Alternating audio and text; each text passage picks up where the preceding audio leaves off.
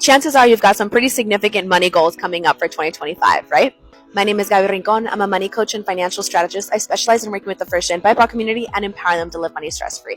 I know that we always have these resolutions for like new year, new me, and you're going to look at your savings and you're going to look at your investing. You're really going to this is going to be the year that your finances are totally on track.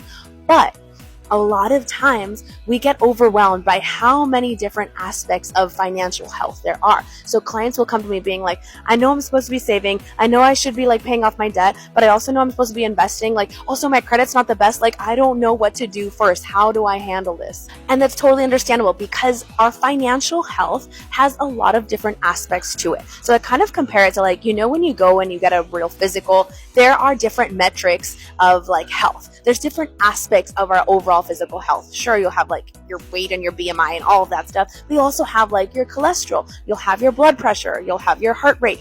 All of these other aspects that kind of guide, that point towards health or unhealthy kind of habits in a specific area. The same thing is true of your finances. So we want to look at our overall financial picture and then target areas that maybe need the most support or need the most attention at this time. And the kind of cool thing about your financial health is that oftentimes when we target the most pressing area, the kind of unhealthiest area at this time, will support other areas.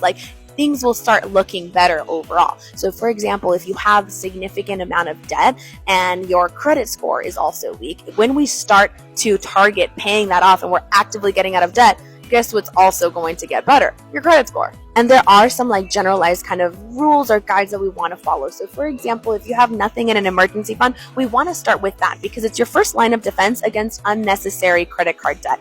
If you don't have any cash on hand, when something happens, when your tires go, when you get in a car accident, when whatever happens, then you're going to have to swipe a credit card versus having this cash that you can rely on. Once you have a bit of an emergency fund, a bit of a defense fund kind of funded, then you're able to turn your attention, your focus to debt payoff, for example. Or if you don't have much debt, then maybe it's time to really amp up our retirement savings. It's also important to note that we're not ignoring our other areas. So for example, while you are focusing or targeting building your savings, you're not going to just be missing your payments on your debts. You're still making those minimum payments. It's just simply what is getting the most attention, what is getting the most focus, what is getting the most funds themselves. And this attention will kind of swift through depending on what's going on. So while we're building up our savings, that's our target area. Then we move over into maybe retirement savings, making sure that we're actually contributing to our 401k.